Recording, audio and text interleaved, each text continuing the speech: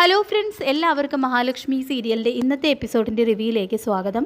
അങ്ങനെ മന്ത്രവാദി വിശ്വനാഥൻ്റെ ആത്മാവിനെ കുടത്തിലേക്ക് ആവാഹിക്കുന്നതിന് തൊട്ട് മുൻപായി എല്ലാവരെയും ഞെട്ടിച്ചുകൊണ്ട് അവിടേക്ക് എത്തുന്ന മാർക്കോ കർമ്മങ്ങളെല്ലാം അലങ്കോലപ്പെടുത്തുന്നു. മാർക്കോ ഒരാത്മാവാണെന്ന് കരുതുന്ന മന്ത്രവാദി മാർക്കോയെ കുടത്തിലേക്ക് ആവാഹിക്കാനായിട്ട് നോക്കുമ്പോൾ ആ കുടം തട്ടിത്തെറിപ്പിക്കുകയും അത് മാർക്കോയുടെ തലയിൽ തന്നെ ചെന്ന് പതിക്കുകയും ചെയ്യുന്നുണ്ട്. അങ്ങനെ അയാൾ അവിടെ നിന്നും ജീവനും കൊണ്ട് ഓടുന്നു. തുടർന്ന് മഹാലക്ഷ്മിക്ക് ടെൻഷൻ ഉണ്ടാക്കുന്ന ഒന്നും ഇവിടെ ചെയ്യാൻ ഞാൻ അനുവദിക്കില്ലെന്ന് മാർക്കോ പറയുന്നുണ്ട്. തുടർന്ന് ഉണ്ണിയും കരുണയും സീമന്തിനെയും എല്ലാം മാർക്കോയെ എതിർത്ത് സംസാരിക്കുമ്പോൾ നല്ല മറുപടി കൊടുത്ത് അവരുടെ വായടപ്പിക്കുകയും പ്രതാപനെയും വിഷപ്പാമ്പിനെ തല്ലി കൊല്ലുന്നത് പോലെ കൊല്ലുമെന്ന് ഭീഷണിപ്പെടുത്തുകയും ചെയ്യുന്നുണ്ട്. അപ്പോൾ കണ്ണനും അവരുടെ എല്ലാവരുടെയും മുന്നിൽ വെച്ച് മാർക്കോയോട് ചൂടാവുന്നുണ്ട്. കണ്ണൻ സാറിനെ പോലെ മഹാലക്ഷ്മിക്കും ഈ വീട്ടിൽ തുല്യ അവകാശമാണുള്ളത്. അതുകൊണ്ട് മഹാലക്ഷ്മിക്ക് ഇഷ്ടമില്ലാത്ത ഒന്നും ഇവിടെ ചെയ്യരുത്. സ്നേഹിക്കുന്നവർക്ക് ഞാൻ വേണമെങ്കിൽ ചങ്ക് പോലും പറിച്ചു കൊടുക്കും എന്ന് പറഞ്ഞുകൊണ്ട് കർമ്മങ്ങളെല്ലാം മുടക്കി അവിടെ നിന്നും പോവാണ് കേട്ടോ മാർക്കോ ചെയ്യുന്നത്. അപ്പോൾ ഇതെല്ലാം കണ്ട് പുറമേ കണ്ണൻ അതൃപ്തി പ്രകടിപ്പിക്കുന്നുണ്ടെങ്കിലും ഉള്ളിൽ കണ്ണൻ ചിരിക്കുകയാണോ എന്നുള്ളൊരു സംശയം ഉണ്ണിക്ക് ഉണ്ടാകുന്നുണ്ട്.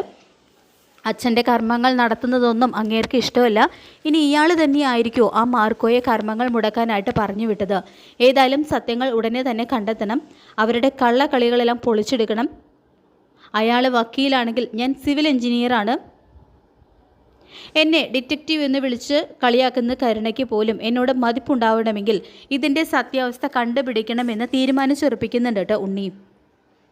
പിന്നീട് കരുണ പറയുന്നുണ്ട്, ആ മാർക്കോ എന്തൊക്കെ ഇവിടെ കാട്ടിക്കൂട്ടിയത്, ആർക്കും അവനെ ഒന്നും ചെയ്യാൻ പറ്റിയില്ലല്ലോ എന്നെല്ലാം കരുണ പറയുമ്പോൾ പ്രേതവും പിശാചും എല്ലാം അവൻ്റെ ശരീരത്തിലുണ്ട് മോളെ. ഇനി വിശ്വേട്ടൻ്റെ ആത്മാവ് പോലും ഇവൻ്റെ വലയത്തിലാണോയെന്ന എൻ്റെ സംശയം എന്ന് ദുർഗ പറയുന്നത് കേട്ട് പേടിയാവുന്നുണ്ട് കരുണയ്ക്ക്. അങ്ങനെയാണെങ്കിൽ അച്ഛനാണ് കണ്ണേട്ടൻ്റെ അച്ഛനെ ലോറി ഇടിപ്പിച്ച് കൊന്നതെന്ന് സത്യവും മാർക്കോയ്ക്ക് അറിയാമായിരിക്കുമല്ലോ. എപ്പോഴെങ്കിലും മാർക്കോ അത് കണ്ണേട്ടനോട് പറയുമോ എന്ന് വല്ലാതെ ടെൻഷൻ ആവുന്നുണ്ട് കേട്ടോ കരുണയ്ക്ക്. ഇതേസമയം കണ്ണനും ഉണ്ണിയൊക്കെ കഴിക്കാനായിട്ട് വരുന്നുണ്ട്. ആ മാർക്കോയെ നമ്മൾ എന്തെങ്കിലും ചെയ്യണം കണ്ട, എങ്കിലേ നമുക്കിനി രക്ഷയുള്ളൂ എന്ന് ദുർഗ പറയുമ്പോൾ എന്നാലും അവനെങ്ങനെ കൃത്യസമയത്ത് എത്തിയെന്ന് എനിക്ക് മനസ്സിലാകാത്തത് എന്ന് കണ്ണൻ പറയുമ്പോൾ അവൾ തന്നെയായിരിക്കും ന്യൂസ് ചോർത്തി കൊടുത്തതെന്ന് ദുർഗ പറയുന്നതും. പക്ഷേ ഇവിടെ നടക്കുന്ന കാര്യങ്ങൾ അവരെങ്ങനെ ഇത്ര കൃത്യമായിട്ട് അറിയുന്നത്? കണ്ണേട്ടനും അവരും തമ്മിൽ ഇപ്പോൾ അകൽച്ചയിലില്ലേ? പിന്നെ ആരാ അവർക്ക് ഈ രഹസ്യങ്ങളെല്ലാം നമ്മൾ രഹസ്യമായിട്ട് ചെയ്യണമെന്ന് കരുതിയ കാര്യം ചോർത്തി കൊടുത്തത് എന്ന് ഉണ്ണി പറയുന്നത് കേട്ട് വല്ലാതാവുന്നുണ്ട് കേട്ടോ കണ്ണൻ. തുടർന്ന് അവളെ പിശാചിൻ്റെ ജന്മമല്ലേ മോനെ, അതുകൊണ്ട് കാര്യങ്ങളൊക്കെ മുൻകൂട്ടി അറിയാനുള്ള കഴിവ് അവൾക്കുണ്ടായിരിക്കും. ഇനി അവളെങ്ങാനും അവകാശവും പറഞ്ഞ് ഇവിടേക്ക് തന്നെ കയറി വരുമോയെന്ന എൻ്റെ പേടിയെന്നും ദുർഗ പറയുന്നുണ്ട്.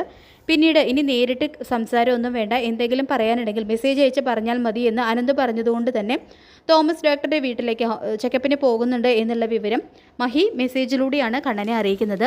അപ്പോൾ ഇതേ സമയം ഡിറ്റക്റ്റീവ് ഉണ്ണിയാണെങ്കിൽ കണ്ണനില്ലാത്ത സമയം നോക്കി കണ്ണൻ്റെ മുറിയിലേക്ക് കയറുന്നുണ്ട്.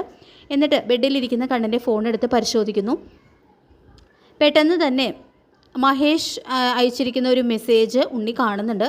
കണ്ണേട്ട ഭക്ഷണം കഴിച്ചോ? ഇന്ന് രാവിലെ ഞാൻ തോമസ് സാറിൻ്റെ വീട്ടിലേക്ക് ചെക്കപ്പിന് പോകുന്നുണ്ട് എന്നുള്ള ഒരു മെസ്സേജ് കണ്ട് ആകെ ഞെട്ടുന്നുണ്ട് കേട്ടോ ഉണ്ണി. അപ്പോൾ മഹാലക്ഷ്മിക്ക് പകരം മഹേഷ് എന്ന പേര് മാറ്റി സേവ് ചെയ്തിരിക്കുന്നത് കൊണ്ട് തന്നെ ചെറിയൊരു കൺഫ്യൂഷൻ ഉണ്ണിക്ക് തോന്നുന്നുണ്ട്.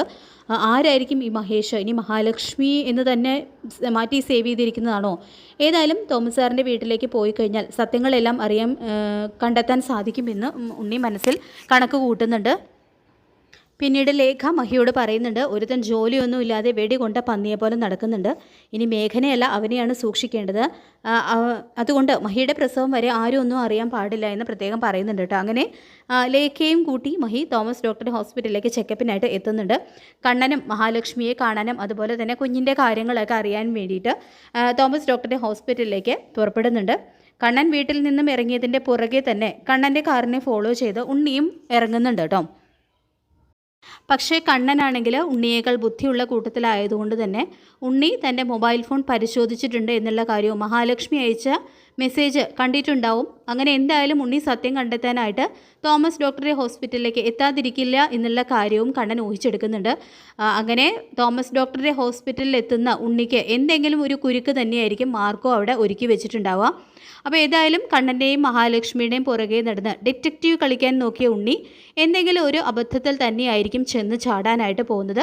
അപ്പോൾ നമുക്ക് കാത്തിരിക്കാം മഹാലക്ഷ്മി സീരിയലിൻ്റെ വരാൻ പോകുന്ന കിടിലൻ എപ്പിസോഡുകൾക്കായിട്ട്. ഈ റിവ്യൂ ഇഷ്ടപ്പെട്ടെങ്കിൽ ലൈക്ക് ചെയ്യുക, ചാനൽ കൂടി ഒന്ന് സബ്സ്ക്രൈബ് ചെയ്യുക. താങ്ക്